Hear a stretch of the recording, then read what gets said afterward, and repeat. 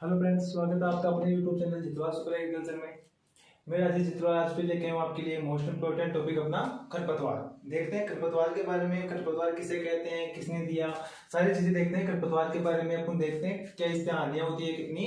तो पहले बात करते हैं खरपतवार शब्द किसने दिया। खरपतवार के बारे में थोड़ा सा देख लेते हैं कि खरपतवार होता क्या है, किसे कहते हैं खरपतवार। तो अपन बात करेंगे खरपतवार होता है जो कहते हैं किसे। तो देखो खरपतवार होगा क्या, जैसे मान लो अपना खरपतवार ये कोई भी खेत है तो किसी अपन कह सकते हैं कि अवांछित पौधे,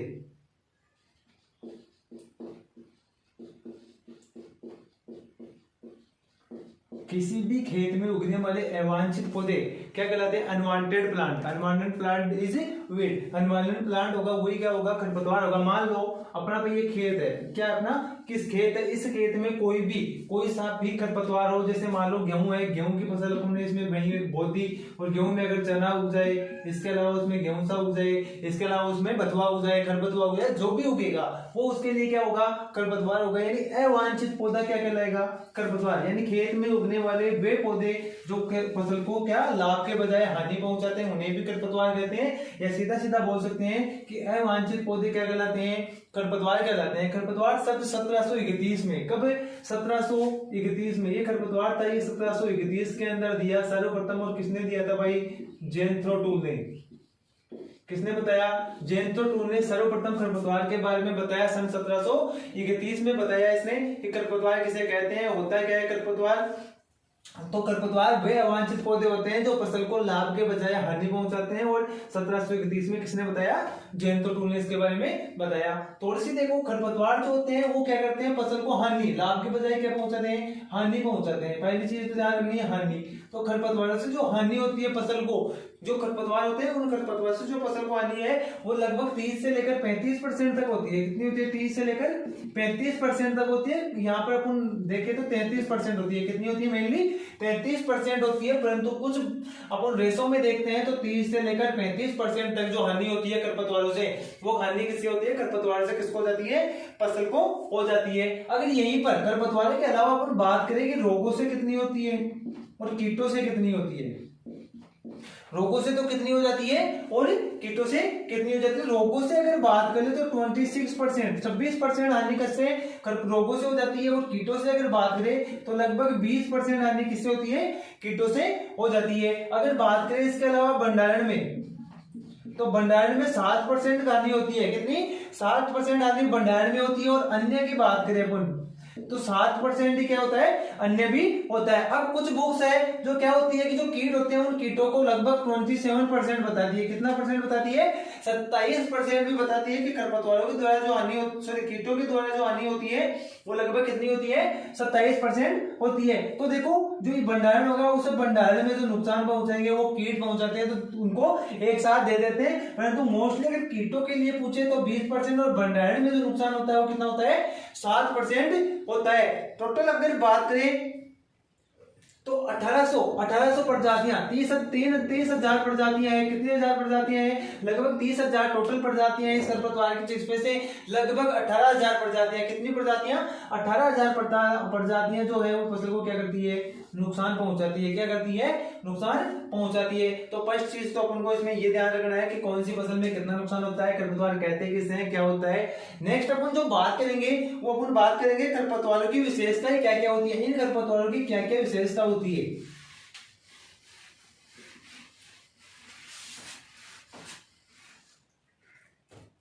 अपन बात करते हैं विशेषता, इंपॉर्टेंट है, यहां से क्वेश्चन पूछा जाता है खरपतवारों की विशेषताएं। तो देखो फर्स्ट अपन विशेषता की अगर बात करते हैं, जो खरपतवार होते हैं उनकी विशेषता क्या होती है, तो अपन कहेंगे कि जो फसल के बीज होते हैं, फसल के जो बीज होते हैं उनकी अपेक्षा ये बीज उत्पादन अधिक करते हैं। क्या करते हैं, तो अपन कह सकते हैं बीज उत्पादन ज्यादा होता है इनका। क्या होता है, बीज उत्पादन अधिक। यानी खरपतवार के जो पौधे होते हैं वो पौधे भी फसलों की अपेक्षा बहुत ज्यादा बीज उत्पादन करते हैं। जैसे कि मान के चलते हैं कि अपन अगर बात करें तो एक गेहूं के द्वारा, एक गेहूं के प्लांट के द्वारा हमें 100 बीज मिलते हैं, 150 बीज मिल जाते हैं। परंतु अगर बात करें तो सत्यानाशी होती है, उसके द्वारा 5,000, एक पौधा अपने जीवन काल में 5,000 बीज उत्पादन करता है। तो ये क्या करते हैं, अपने जीवन काल में सबसे ज्यादा बीज उत्पादन करते हैं खरपतवार, जिसके कारण से क्या होता है, इनकी संख्या में वृद्धि हो जाती है। अब देखो बीज उत्पादन तो कुछ खरपतवार ऐसे हैं जिनके लिए मोस्टली अपन को याद रखना है। जैसे बात करते हैं, देखो एक तो सत्यानाशी, इसके बाद में बात करें अमरबेल,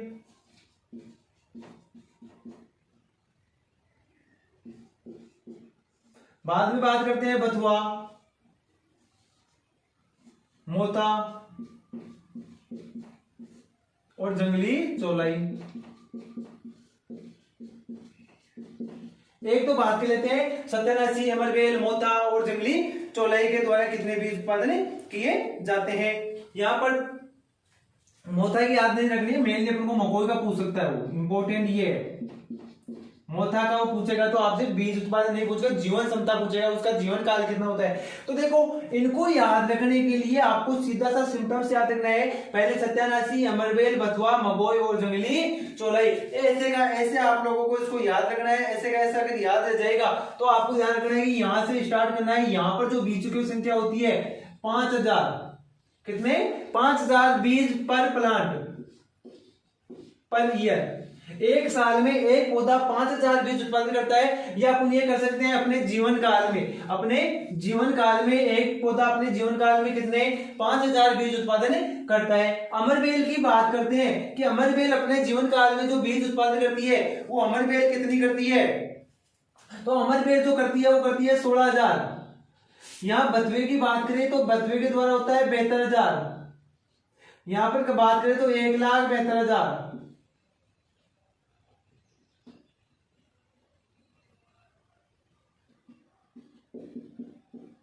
और यहां की बात करें तो 1,96,000, 1,96,000 बीज उत्पादन किसके द्वारा, जंगली चौलाई के द्वारा बीज उत्पादन किया जाता है। अब आपको कभी कभी यहाँ पर देखो 1,75,000 मिल जाएगा, तो 1,75,000 आपको एक बार कंपटीशन में पूछा गया था, 1,75,000 किसके द्वारा, मकोई के द्वारा। तो 1,75,000 याद रख लेना आप यहाँ पे।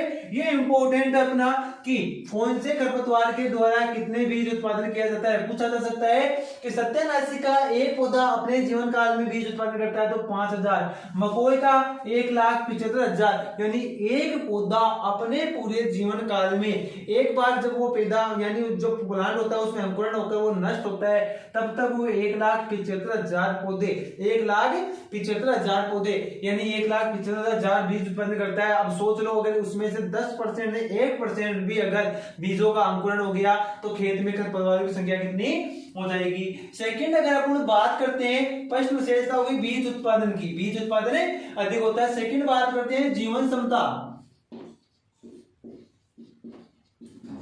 जो खरपतवार के बीज होते हैं उन खरपतवार के बीजों की जो जीवन क्षमता होती है वो बहुत ज्यादा होती है। बात करते हैं देखो मोथा, इसके बाद में जंगली सरसों और एक आ जाएगी जंगली चौलाई।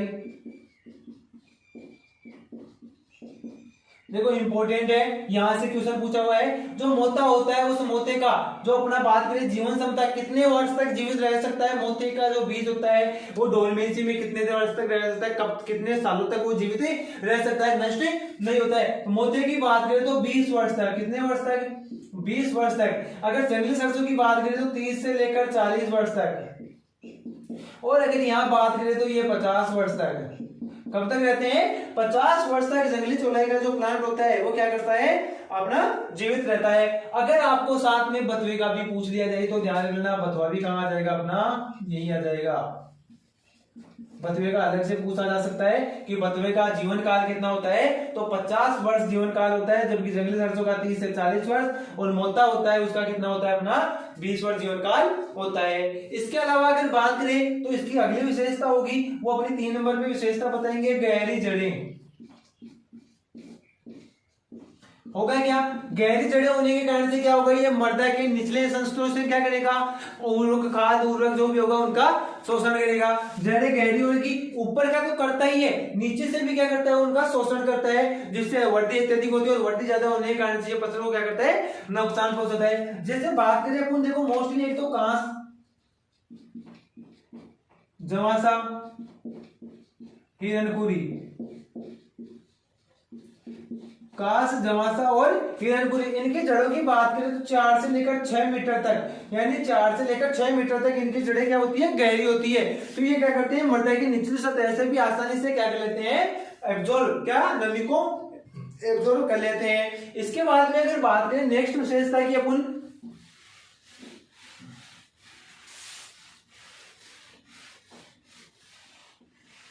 अगली विशेषता की बात करें तो अपन कह सकते हैं जो बीज होते हैं इनके, वो क्या होते हैं, हल्के होते हैं। बीजों का हल्का होना, जैसे कि अपन ने बस जस्ट पीछे सीट पढ़ा था, उस टाइम में मैंने बताया था कि टेस्ट वेट और सीड इंडेक्स दोनों चीजें बताई थी। 100,000 बीजों का भार। अगर बात करते हैं तो यहाँ पर बीज हल्के होते हैं। कैसे, जैसे अगर गेहूं की बात करते हैं अपन, तो गेहूं का जो टेस्ट वेट होता है वो लगभग कितना होता है, 40 से 42 ग्राम होता है, 40 से 42 ग्राम होता है। परंतु अगर खरपतवारों की बात करें तो बार बार पूछा हुआ है, गेहूं का बीज होता है, उसका टेस्ट वेट कितना होता है, उसके बीज हल्के होते हैं, मात्र और मात्र 2 ग्राम होते हैं। और हल्के होने के कारण से क्या होता है, ये वायु शरण में और जल के साथ में आसानी से बहकर एक स्थान से दूसरे स्थान पर चले जाते हैं और अपना क्या कर लेते हैं, वहां पर प्रजनन करते हैं और अपनी संख्या में वृद्धि कर लेते हैं। इसके बाद में विशेषता की बात करें तो फसल से समानता।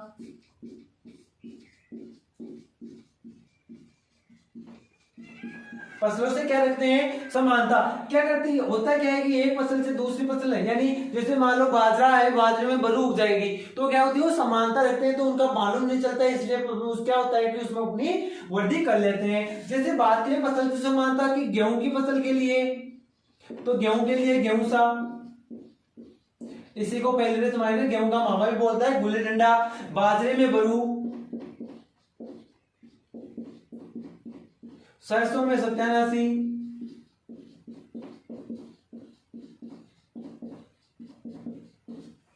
इसके बाद में बात करें अपन जई, जंगली जई, जंगली सरसों भी आ जाएगा यहां पर।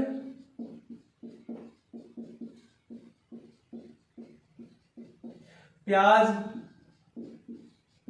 प्याज में हो जाएगी प्याजी। इसके अलावा आपके और भी आ जाएंगे, और भी बहुत सारे खरपतवार, जैसे धान की बात करें, जंगली धान या फिर सावा, ये उगते हैं। जंगली धान और सावा मोस्टली धान में उगते हैं, पर समानता की बात करें तो मोस्टली अपना जंगली धान आ जाएगा यहाँ पर। तो ये जो खरपतवार होते हैं ये क्या करते हैं, फसलों से समानता रखते हैं, जिसके कारण से क्या करता है, इसको नुकसान नहीं पहुंच पाता, और नुकसान नहीं पहुंचता तो क्या करता है, इसी फसल के साथ साथ में खनिज लवण, पोषक तत्व, जल, इन सभी को ग्रहण करता है। और इनकी जड़ें अति गहरी होने के कारण से क्या होता है, ये अति ग्रहण करते हैं और अपनी वृद्धि बढ़ा लेते हैं। तो फसलों से समानता रखते हैं। इसके बाद में रोग प्रतिरोधक क्षमता अत्यधिक होती है। कह सकते हैं जो खरपतवार होते हैं उनकी रोग प्रतिरोधक क्षमता ज्यादा होती है।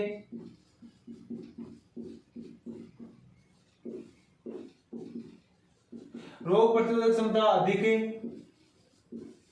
जो फसल के बीज होते हैं, फसलों के बीजों की अपेक्षा खरपतवार के बीजों की रोग प्रतिरोधक क्षमता होती है वो अत्यधिक होती है। इसके अलावा अगर बात करें तो इसमें जो प्रजनन की क्रियाएं होती है, जैसे दूब होती है, इसमें प्रजनन होता है बहुत ज्यादा होता है।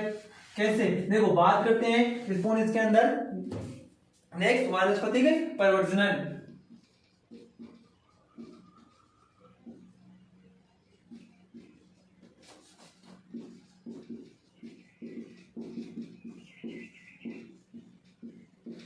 होता क्या है, ये क्या करते हैं, अपने खरपतवार वानस्पतिक भागों के द्वारा क्या करते हैं, अपनी वृद्धि करते हैं, अपना प्रजनन करते हैं, यानी बढ़ते जाते हैं, वानस्पतिक भागों के द्वारा भी अपना प्रजनन कर लेते हैं। जैसे बात करें दूब की,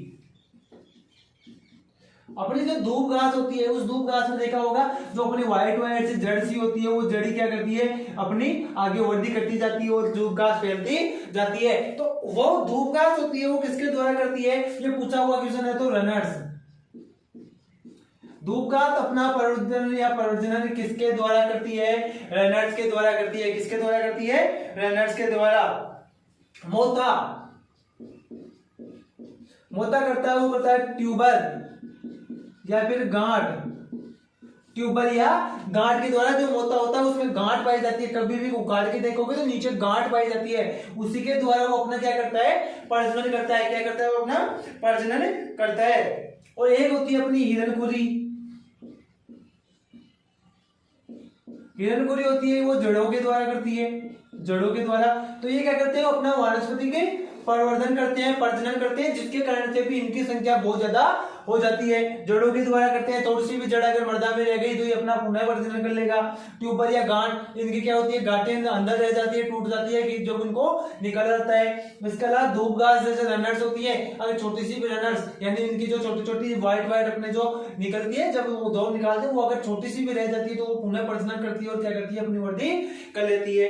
तो ये हो जाएगी इनकी क्या विशेषताएं हो जाएगी, खरपतवारों की विशेषताएं हो जाएगी। नेक्स्ट बात करते हैं अपन खरपतवारों की विशेषताओं के बाद में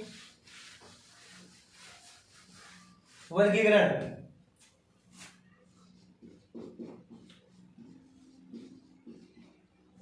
खरपतवारों का वर्गीकरण, खरपतवारों का वर्गीकरण अलग अलग आधार पर किया गया है। सापेक्ष फसलता फसल संबंध के आधार पर, जलवायु के आधार पर, सकरी पत्ती के आधार पर, चौड़ी पत्ती के आधार पर, अलग अलग तरीके से इनको क्या किया गया है, डेफिनेशन किया गया है। अपन फर्स्ट जो बात करेंगे वो करेंगे जीवन चक्र के आधार पर।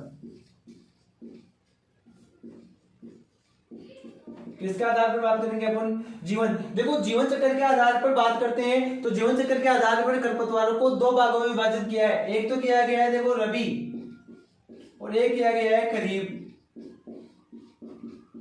यानी वे खरपतवार जो अपना जीवन काल एक वर्ष या एक मौसम में पूर्ण करते हैं। सॉरी, पहले थोड़ा सा एक चीज, जीवन चक्र के आधार पर अगर बात करें तो एक तीन भागों में किया गया है। एक तो एक वर्षीय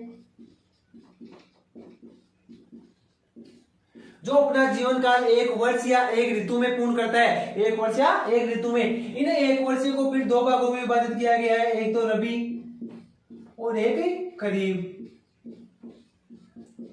देखो रबी में जो खरपतवार होगा और खरीफ में कौन कौन से खरपतवार आते हैं, तो बात करते हैं। देखो यहां पर रबी के अंदर गेहूंसा, सेंजी, गेहूंसा सेंजी हो जाएगी, अमरबेल, सत्यानाशी, करसन नील,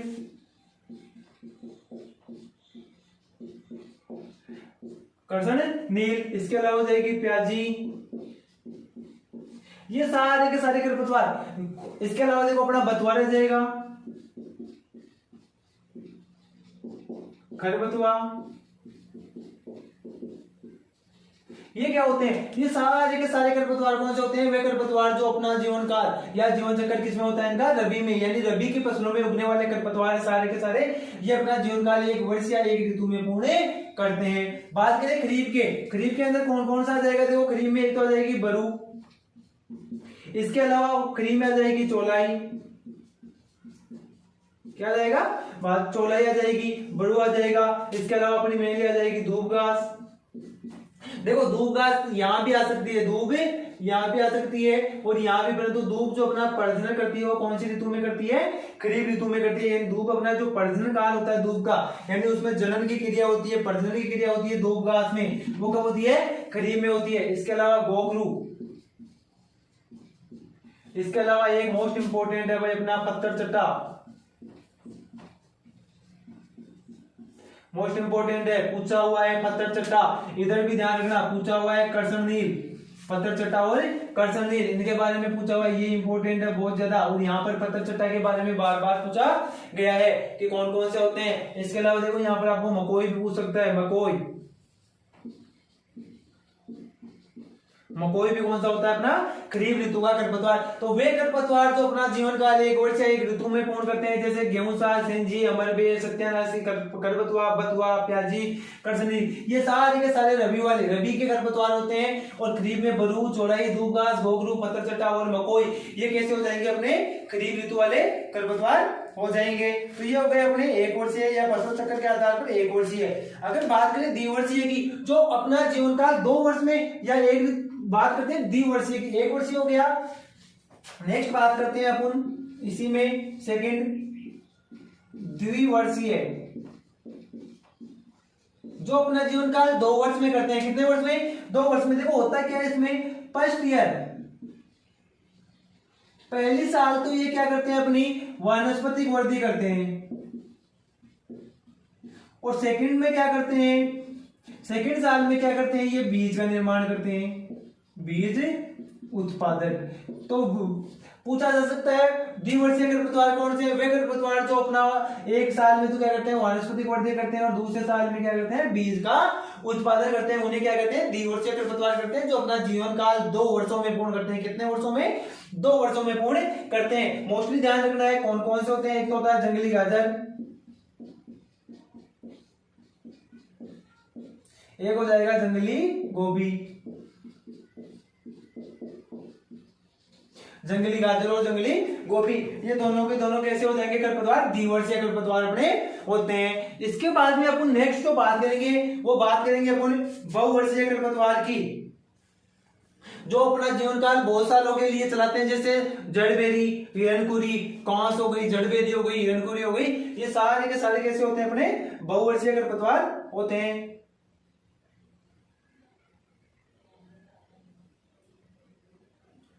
अपन बात कर रहे हैं बहुवर्षीय खरपतवार। नेक्स्ट अपन बात करते हैं अपना बहुवर्षीय खरपतवार की। एक वर्षीय देख लिया, द्विवर्षीय देख लिया, अब बात करते हैं बहुवर्षीय खरपतवार कौन कौन से हैं। बहुवर्षीय जो अपना जीवन काल 2 या 2 से अधिक वर्ष, 3 वर्षों में 2 या 2 से अधिक वर्षों में करते हैं, तो वो तो करेंगे जड़बेरी, अमरवेल, हिरणकुरी बहुवर्षीय है। जो अपना जीवन काल 2 वर्षों से अधिक करते हैं, यानी 3 वर्ष कर ले, 4 कर ले, 5 कर ले, 10 कर ले, 15 कर ले, बहुवर्ष बहुत सालों के लिए अपना जीवन काल चलाते हैं, जैसे जड़बेरी। मोस्ट इंपोर्टेंट है, बार बार पूछा गया है, जड़बेरी के लिए क्या हो जाएगी, जड़बेरी अपने बहुवर्षीय। इसके अलावा देखो अपनी एक होती है अमरबेल, एक हो जाएगी हिरणकुरी, और एक हो जाएगा अपना कांस। ये सारे के सारे खरपतवार कैसे हैं, बहुवर्षीय खरपतवार है। क्वेश्चन कैसे भी पूछा जा सकता है, निम्न में से द्विवर्षीय खरपतवार का उदाहरण है, निम्न में से एक वर्षीय खरपतवार का उदाहरण है, निम्न में से बहुवर्षीय खरपतवार का उदाहरण है, निम्न में से रबी का खरपतवार है, खरीफ की ऋतु का खरपतवार है। तो यहाँ से क्वेश्चन आपको किसी भी तरीके से पूछा जा सकता है। तो फर्स्ट अपन जो वर्गीकरण देखा वो किसके आधार पर देखा, वर्गीकरण किसके आधार पर, ऋतु के आधार पर या जीवन चक्र के आधार पर। तो जीवन चक्र के आधार पर 3 वर्षों में विभाजित किया गया है। अगर ऋतु के आधार पर बात करें तो आपने वहां पर देख लिया खरीफ ऋतु और रबी की ऋतु का देख लिया था। नेक्स्ट जो अपन वर्गीकरण की बात करते हैं वो करते हैं परजीविता के आधार पर। जो अपना जीवन काल किसी दूसरे प्लांट पर क्या होते हैं, आश्रित होते हैं, किसके आधार पर, परजीविता के आधार पर। इंपॉर्टेंट है भाई, परजीविता, ये इंपॉर्टेंट है, बार बार क्वेश्चन पूछा गया है। देखो परजीविता के आधार पर 4 भागों में विभाजित किया गया है। 4 भागों में कौन कौन सा, देखो एक तो होगा वो होगा पूर्ण तना परजीवी, एक होगा वो होगा अपना अर्ध तना वही परजीवी, एक होगा अपना पूर्ण जड़ परजीवी। इंपॉर्टेंट है, क्वेश्चन पूछता है, देख लेना इसको। और एक हो जाएगा अपना अर्ध जड़ परजीवी। ये खरपतवार हो गए अपने पूर्णतना, अर्धतना। अब देखो बात करते हैं पूर्णतना परजीवी कौन सा होता है। 2 चीजें आपको ध्यान रखनी है, देखो एक तो LSA और एक रखना है ORS। देखो करना कुछ नहीं है, जो ये LSA अपना, इस LSA को उल्टा करना है। क्या करना है, उल्टा। उल्टा करोगे तो क्या आ जाएगा, ए तो इधर आ जाएगा, S बीच में ले जाएगा और L इधर चला जाएगा। और उल्टा करने के बाद में इसको क्या पिलाना है, उनको ORS पिलाना है। क्या पिलाना है इसको, ORS पिलाना है। तो देखो जैसे LSA को उल्टा करेंगे तो क्या आ जाएगा अपना ए का मतलब हो जाएगा अमरवेल। क्या हो जाएगा, अमर बेल हो जाएगा। एस एस का मतलब होता है स्टेम, स्टेम मतलब तना। तो तने वालों की बात कर रहे हैं अपन, क्या कर रहे हैं, तने वालों की बात कर रहे हैं। तो पहले जो आ रहा है वो पूर्ण तना अमर बेल, ए अमर बेल। उसके बाद में जो स्टेम के बाद में तना वाला तो कौन सा आ रहा है, एल। एल का मतलब हो गया लोरेंथस। कौन सा हो जाएगा अपना यहाँ पर, लोरेंथस। ये लो, तो तना वाले पूर्ण तना तो अमरबेल, अर्धतना लोरेंथस। दो याद हो गई अपन को। अब देखो यहाँ पर अपन क्या पिला रहे हैं उसको, ओ आर एस। ओ का मतलब तो यहाँ पर देखो क्या हो गया, रूट। आर का मतलब हो जाएगा यहाँ पर रूट, जड़ वाले, रूट मतलब जड़ वाले। तो जड़ वालों में आ गए, जड़ वालों में जो पहले है वो पूर्ण तना है, बाद में है जो अर्धतना है। यहाँ पर अपन ने क्या किया, उसको उल्टा करते ही क्या हो गया, वो पहले वो पूर्ण और बाद में वो अर्ध हो जाएगा। तो ओ का मतलब हो जाएगा ओरोबेंकी। औरो बंकी भी आता है, औरो बेंकी भी बोलते हैं। और अर्थने की बात करें तो एस का मतलब हो जाएगा स्ट्राइगा। इसी को बोलते हैं विचविड,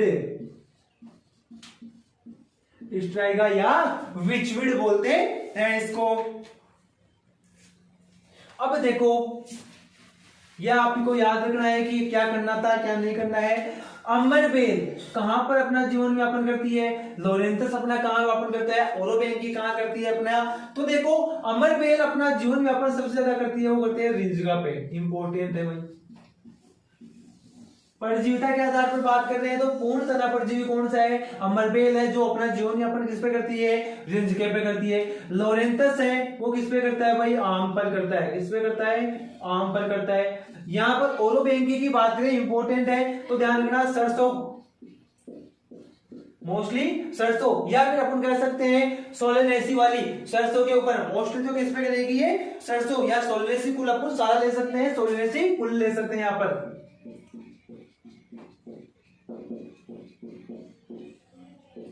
सोलेनेसी कुल ध्यान रखना, साथ में आलू, तंबाकू।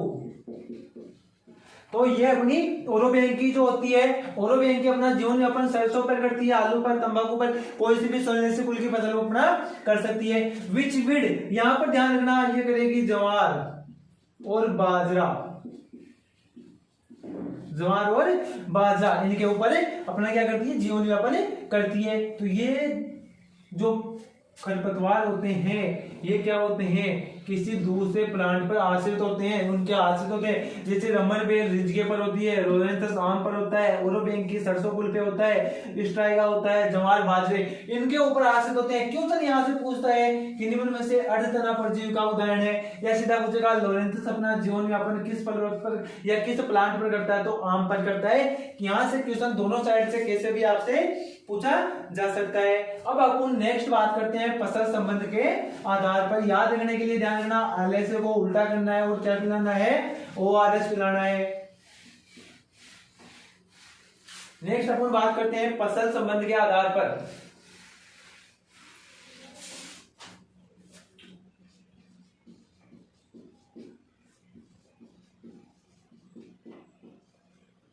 देखो फसल संबंध के आधार पर अपन बात करते हैं तो फर्स्ट अपन बात करते हैं, वो बात करते हैं सापेक्ष। सेकंड अपन बात करेंगे वो करेंगे निरपेक्ष। थर्ड अपन बात करेंगे वो करेंगे अवांछित। फोर्थ अपन जो बात करेंगे वो करेंगे नकलची, इसी को बोलते हैं मिमिक्री, अवांछित या मिमिक्री भी इसी को बोला जाता है। देखो बात करते हैं सापेक्ष, निरपेक्ष, अवांछित, नकलची या मिमिक्री किसे कहते हैं, क्या होते हैं खरपतवार, सापेक्ष। सापेक्ष का मतलब एक फसल में दूसरी फसल का पौधा, एक फसल में दूसरी फसल का जो पौधा होता है वो अगर उग जाता है तो उसे क्या कहते हैं, सापेक्ष खरपतवार कहा जाता है। अब बात करते हैं यहां पर देखो सापेक्ष यानी एक फसल में दूसरी फसल,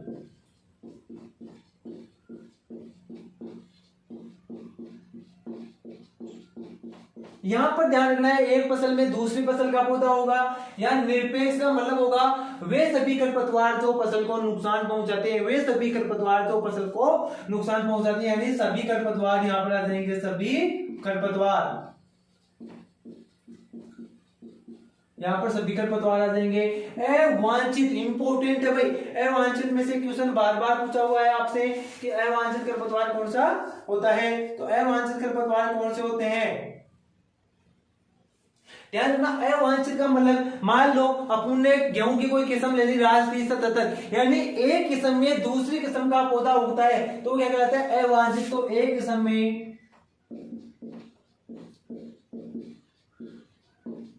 दूसरी का पौधा, यानी गेहूं की एक किस्म ले और उसमें दूसरी किस्म का अगर पौधा उग जाए तो वो क्या कहलाते हैं, अवांछित प्लांट कहलाते हैं। क्या कहलाते हैं, अवांछित प्लांट कहलाते हैं। नकलची या मिमिक्री खरपतवार जो फसल से क्या रखते हैं, समानता रखते हैं। क्या रखते हैं, फसल से समानता। तो ये सारे के सारे सापेक्ष, एक फसल में दूसरी फसल का पौधा। उसके बाद में अपन बात करें निरपेक्ष, सभी खरपतवार आ जाएंगे। उसके बाद में नकलची या अवांछित, एक किस्म में दूसरी किस्म का पौधा हो जाएगा। नकलची की बात करें तो एक फसल से जो समानता रखते हैं हो जाएंगे। या अपन एक बात कर लेते हैं, एक होता है स्वैच्छिक।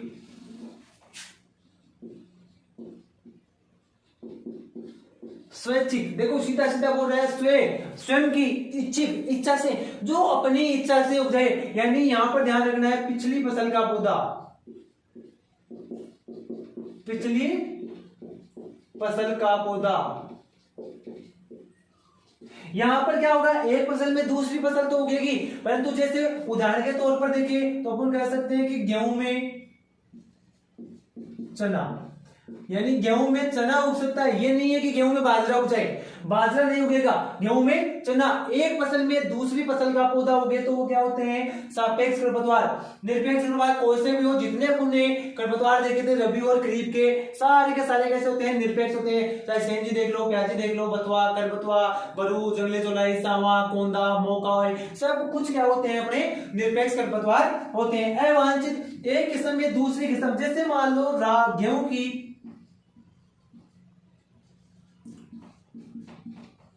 राज 3077 ले लें और 3077 में क्या हो जाए, 3765 का प्लांट उग जाए। कोई सी भी किस्म हो, 3077 में 3765 उग जाए, लोक 1 उग जाए, सोनालिका उग जाए, कोई सी भी किस्म। यदि अपन किसी भी क्रॉप की कोई सी भी फसल ले और दूसरा उसमें दूसरी किस्म का अगर कोई पौधा उग जाता है तो वो पौधे क्या कहलाते हैं, अवांछित हो जाते हैं। क्या होते हैं, अवांछित। अवांछित खरपतवार कहलाते हैं और इस अवांछित खरपतवारों को बाहर निकालना कहलाता है रोगिंग। क्या कहलाता है, रोगिंग। यानी खेत से अवांछित खरपतवारों को निकालना, उखाड़कर बाहर निकालने की क्रिया रोगिंग कहलाता है। जबकि मैं बात करूं यहाँ पर कि सापेक्ष है, एक फसल में दूसरी फसल का पौधा है या पिछली फसल का पौधा उग जाए, इन प्लांट फसलों के जो पौधों को उखाड़ कर फेंकते हैं उनको रोगिंग कहते हैं। और एक फसल से अगर मान लो गेहूं की फसल है, उसमें बहुत ज्यादा गेहूं के पौधे हो जाए या प्लांट्स उग जाए तो उन प्लांट्स को बाहर निकालना, यानी गेहूं की फसल से गेहूं के प्लांट को ही बाहर निकालना क्या कहलाता है, थिनिंग कहलाता है। क्या कहलाता है, थिनिंग कहलाता है। तो स्वैच्छिक, यानी यहाँ पर बात करें नकलची या मिमिक्री, जो फसल से समानता रखते हैं। जैसे अपन ने पीछे बात की थी, नकलची खरपतवार गेहूं में गेहूं सा, धान में जंगली धान, इसके अलावा सरसों में सत्यानाशी, बाजरे में बरू, वो सारे के सारे खरपतवार क्या होते हैं, समानता रखते हैं। तो निकलची या मिमिक्री। स्वैच्छिक, अपनी इच्छा से, जैसे क्या हो सकता है, जैसे अपन कह सकते हैं बाजरा, बाजरा होता है, उस बाजरे में चना उग जाए। यानी एक ऋतु से दूसरी ऋतु का, पिछली साल का, पिछली फसल का कोई भी पौधा उग जाए। जैसे गेहूं में मोस्टली अगर बात करें तो बाजरे में गेहूं या गेहूं में बाजरा सबसे बेस्ट है। सीधा सीधा कि गेहूं में या तो बाजरा उग जाए या बाजरे में गेहूं उग जाए तो वो क्या कहलाएगा, स्वैच्छिक खरपतवार कहलाता है। सूक्ष्म जलवायु वाली, जो क्या एक होता है सूक्ष्म जलवायु, भी ध्यान रखना, सूक्ष्म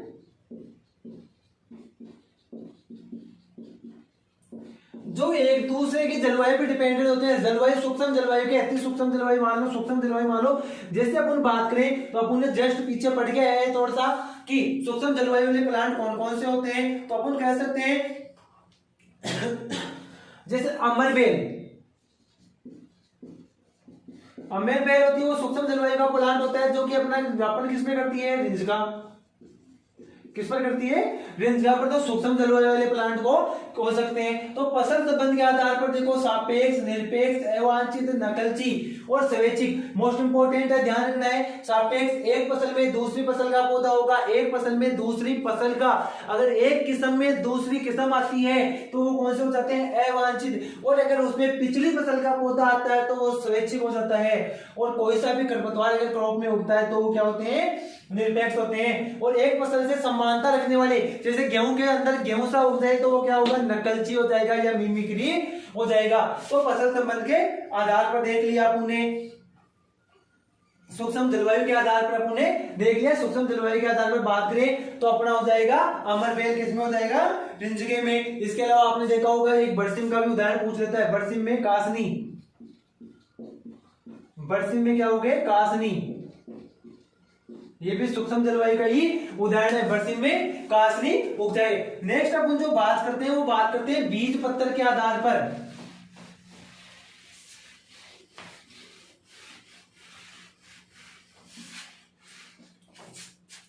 अपन बात करते हैं देखो बीज पत्र किसके आधार पर, बीज पत्र के आधार पर। बीज पत्र के आधार पर देखो एक तो एक बीज पत्री और एक हो जाएगा द्विबीजपत्री। दो चीजें ध्यान है, वे खरपतवार जो एक बीजपत्री होते हैं, कुछ द्विबीजपत्री होते हैं। तो यहां पर एक बीजपत्री में हो जाएगा अपना गेहूं सा, कौन सा हो जाएगा, गेहूं सा। थोड़ा सा और भी ध्यान रखना भाई, यहाँ पर एक बीजपत्री जितने होते हैं वो कौन से होते हैं। यहाँ पर आपको याद करने के लिए सबसे सीधा सा सेंटेंस है कि एक बीजपत्री जितने भी होते हैं वो सारे के सारे सक्रिय पत्ती वाले होते हैं। कौन से होते हैं भाई, सक्रिय पत्ती वाले खरपतवार सारे के सारे कैसे होते हैं, एक बीजपत्री। और द्विबीजपत्री वाले होते हैं वो कैसे होते हैं, चौड़ी पत्ती वाले। कैसे होते हैं, चौड़ी पत्ती वाले खरपतवार सारे के सारे कैसे होते हैं, चौड़ी पत्ती वाले द्विबीजपत्री होते हैं, जबकि सक्रिय पत्ती वाले एक बीजपत्री खरपतवार होते हैं। तो ये अपन को ध्यान में रखना है।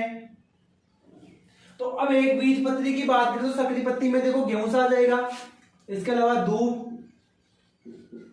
प्याजी, ये सारे के सारे कैसे हो गए, एक बीजपत्री हो गए अपना गेहूं सा, दूब और प्याजी हो जाएगा। द्विबीजपत्री में बथुआ, खरबथुआ, चौलाई आ जाएगी अपनी।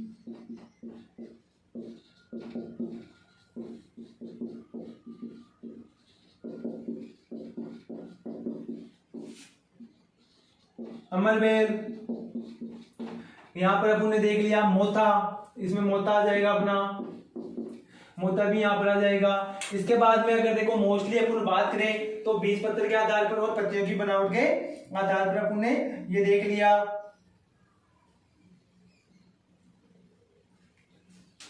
इसके अलावा देखो मकोई, मकोई यहां पर आ सकता है, जड़बेरी, अपनी दूब यहां पर आ सकती है। तो ये बीज पत्र, अगर आपको पूछ ले सक्रिय पत्ती वाले तो सक्रिय पत्ती वाले सारे एक बीजपत्री होते हैं, चौड़ी पत्ती वाले द्विबीजपत्री होते हैं। तो ध्यान रखना, चौड़ी पत्ती वाले खरपतवारों को याद कर लोगे तो सक्रिय क्या हो जाएंगे, द्विबीजपत्री भी याद हो जाएंगे। और सक्रिय पत्ती वालों को याद कर लोगे तो एक बीजपत्री भी याद हो जाएंगे। जो जिनकी पत्तियां सक्रिय होती है वो सारे एक बीजपत्री, और जिनकी चौड़ी होती है वो द्विबीजपत्री होते हैं। तो ये बीज पत्र के आधार पर और पत्तियों की बनावट के आधार पर अपने देख लिया। अब देखते हैं अपन सूक्ष्म जलवायु के आधार पर। जैसे अपन बात करते हैं कुछ खरपतवार, जैसे बात कर लेते हैं अपन कर्सिगत।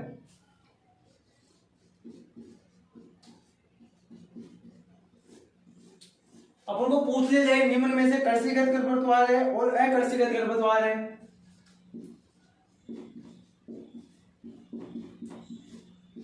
इंपॉर्टेंट है दोनों में से, आपको क्वेश्चन पूछा जा सकता है कि कर्सिगत और अकर्सिगत। तो देखो कर्सिगत और अकर्सिगत, अकर्सिगत तो कौन से होंगे और कर्सिगत कौन से होंगे, जो खेतों में उगते हैं, जो खेतों में उगते हैं सबसे ज्यादा वो तो कर्सिकी क्रियाओं में आएंगे, और जो कहां पर उगते हैं बयानी क्षेत्रों में उगते हैं वो क्या हो जाएंगे, अकर्सिगत आ जाएंगे। तो अकर्सिगत तो अपन को याद रखना है कि अकर्सिगत कौन कौन से होते हैं। तो एक तो हो जाएगा लेंटाना कैमरा, जंगली गोभी,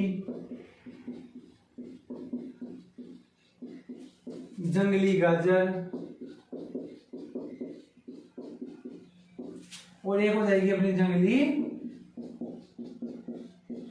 सरसों, जंगली सरसों। ये सारे के सारे खरपतवार कहते हैं अपने अकृषिगत खरपतवार कहलाते हैं। अब कृषिगत तो देखो सारे के सारे अपना बथुआ, खरबथुआ, प्याजी, मोथा, मकोई, बरू, यानी जो खेतों में उगते हैं, अपने कृषि क्रिया करते हैं वहां खेतों में उगते हैं, वो तो कृषिगत हो जाएंगे। और अकृषिगत अपन को इंपॉर्टेंट है, ध्यान रखना है, क्योंकि यहां से पूछना निम्न में से अकृषिगत खरपतवार का उदाहरण है, कृषिगत खरपतवार का उदाहरण कौन सा है, तो ये अपन को ध्यान में रखना है। इसके बाद में अपन नेक्स्ट अगर बात कर लेते हैं तो वो बात करते हैं अपन रेगिस्तानी खरपतवार। रेगिस्तानी कौन कौन से होते हैं?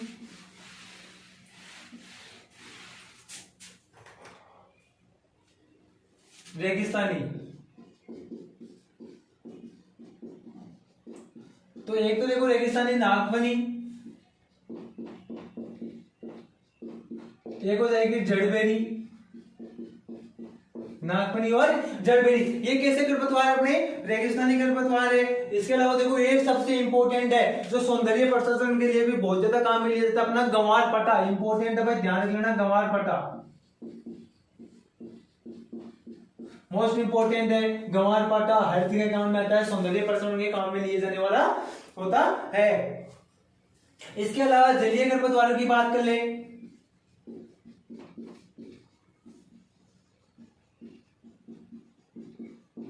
तो देखो जलीय खरपतवार में जलकुंभी,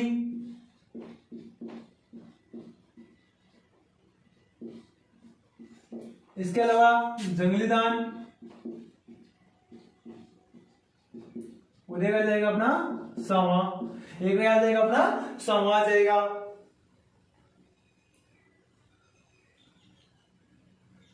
इसके अलावा भी अपन बात करें तो अम्लीय खरपतवार, ये इंपॉर्टेंट है भाई, अम्लीय खरपतवार, लवणीय खरपतवार।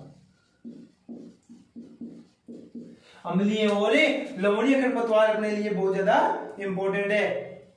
तो यहां देखो अम्लीय की बात करें तो अपनी जो गाजर घास होती है वो तो कैसी होती है? अपनी अम्लीय होती है। कैसी होती है? अम्लीय होती है। और लट जीरा, लट जीरा कैसा होता है? लवणीय खरपतवार होता है। कैसा होता है? लवणीय होता है। और एक इंपॉर्टेंट है दलदली, दलदली क्षेत्रों के लिए पूछ ले आपको तो ध्यान रखना है कांस। क्या याद रखना है आपको? कांस। तो ये था खरपतवारों का वर्गीकरण जो अपन ने अलग अलग तरीके से देखा, कौन से में कितना होता है कितना नहीं होता, कितने परसेंट खरपतवार से हानि होती है। उसके बाद में फसल संबंध के आधार पर 1 वर्षीय 2 वर्षीय देख लिया। उसके बाद में अपन ने सब सारे के सारे सापेक्ष देख लिया, निरपेक्ष देख लिया, अवांछित देख लिया। उसके बाद में अपन ने देखा नकलची कौन से होते हैं। अब उसके बाद में अपन ने देख लिया जलीय कौन से होते हैं, रेगिस्तानी कौन से होते हैं, अम्लीय कौन से होते हैं, कृषिगत कौन से होते हैं और अकृषिगत कौन से होते हैं। तो आज के लिए इतना ही। बाकी का जो टॉपिक अपना वो नेक्स्ट वीडियो में लेके आएंगे। इस वीडियो को लाइक करें, शेयर करें और कमेंट्स जरूर करें। Thank you friends.